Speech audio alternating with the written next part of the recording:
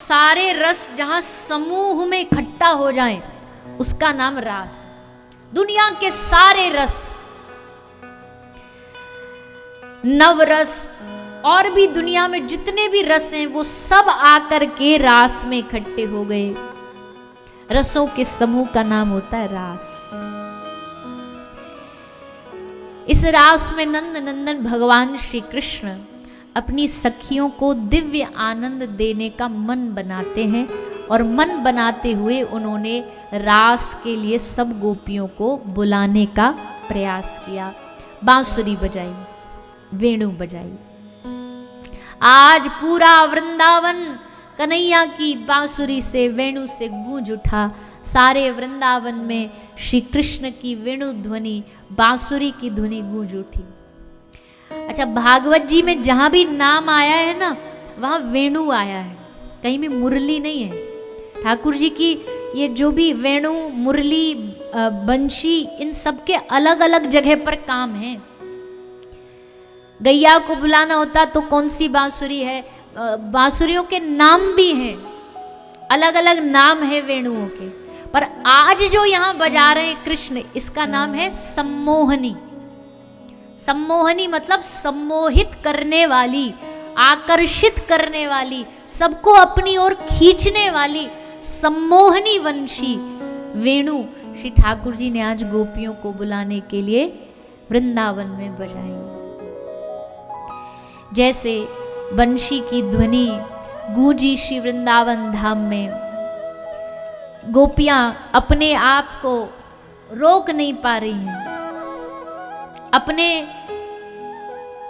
आप को कोशिश करती हैं कि नहीं, हमको नहीं जाना, पर फिर मन कहता अरे ये अवसर बार बार थोड़ी आएगा, तुझे स्वयं प्रीतम बुला रहे हैं और तू अभी भी चिंता में बैठी है, जाऊं कि नहीं जाऊं, क्या सोचेंगे, घर वापस लौटूंगी तो क्या बोला जाएगा, मुझे छोड़ दो ये सब। सब गोपी उठी एक एक करके और श्री कृष्ण से मिलन करने के लिए भाग पड़ी, दौड़ पड़ी। और श्री सुखदेव जी खूब सुंदर वर्णन करते हैं, उलट पुलट श्रृंगार करके भागी। तन का भान नहीं रहा, मन का भान नहीं रहा, संसार की बदनामियों का ध्यान नहीं रहा, लोक लज्जा का ध्यान नहीं रहा, क्योंकि गोपियों ने प्रेम को बस जपा नहीं है, गोपियों ने प्रेम को जिया है। प्रेम जपा नहीं जाता, जिया जाता, गोपी ने जिया है।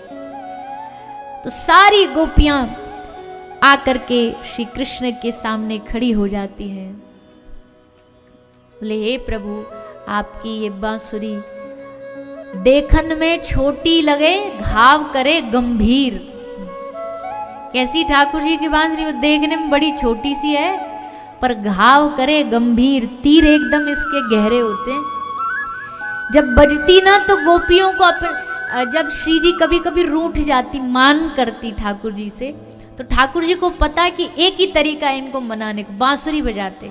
तो श्री राधा रानी को अपनी मान की रक्षा करने के लिए कान बंद करने पड़ते, क्योंकि कान में अगर ये बांसुरी गई तो मान वान सब छूट जाएगा, भूल जाएंगे कि हम ठाकुर जी से मान है, इसलिए कान बंद करती। और भैया आज जो बांसुरी बजी है, ये बांसुरी तो ऐसी बजी, ब्रह्मांड को चीरती हुई ये बांसुरी सीधा वैकुंठ पहुंच गई।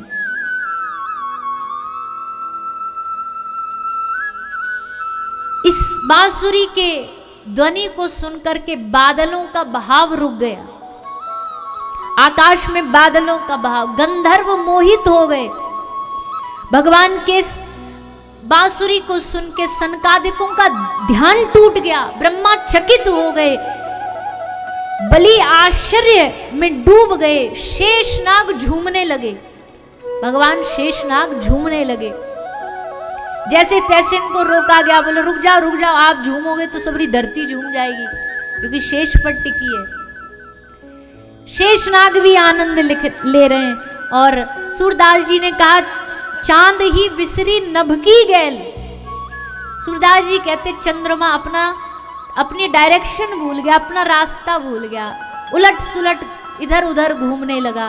सूर्य को नहीं पता कि रात हो रही, उगना कि नहीं, सूर्य उदय होने को तैयार हो गए, बोलो रुक जाइए। चंद्रमा का रास्ता अलग, सूर्य का रास्ता अलग। आज सब गोपी श्री कृष्ण के सामने आके खड़ी हो जाती हैं। भगवान सबका स्वागत करते हैं, फिर आने का कारण पूछते हैं, थोड़ा परीक्षा लेते हैं। गोपी परीक्षा में पास हो जाती है।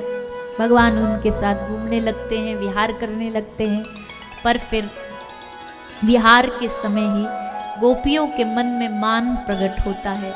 मान प्रकट होते ही भगवान सबको छोड़ करके अंतर्ध्यान हो जाते हैं। और जब भगवान का गमन हुआ, जाना हुआ, अंतर्ध्यान हुए, तब गोपी भगवान को पुकारती हैं, कहती हैं कि हे श्याम सुंदर, वैसे तो हर वक्त आप मेरे पास हो, पर फिर भी मैं तुम्हें ढूंढ रही हूं। शिकायत करूं तो किससे करूं, क्योंकि चोर भी तुम हो और न्यायाधीश भी तुम हो।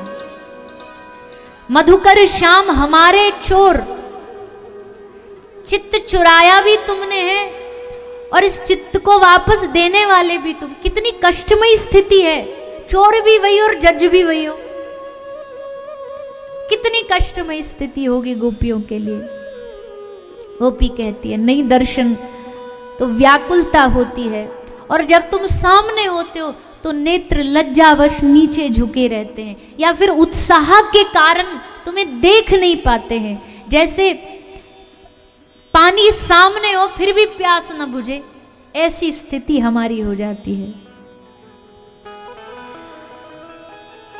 हे प्रभु, आपकी व्याकुलता, आपकी विरह अग्नि हमें जला रही है। हम सारी गोपियां इस विरह की अग्नि में जल करके खाक हो जाएंगी। हम सबका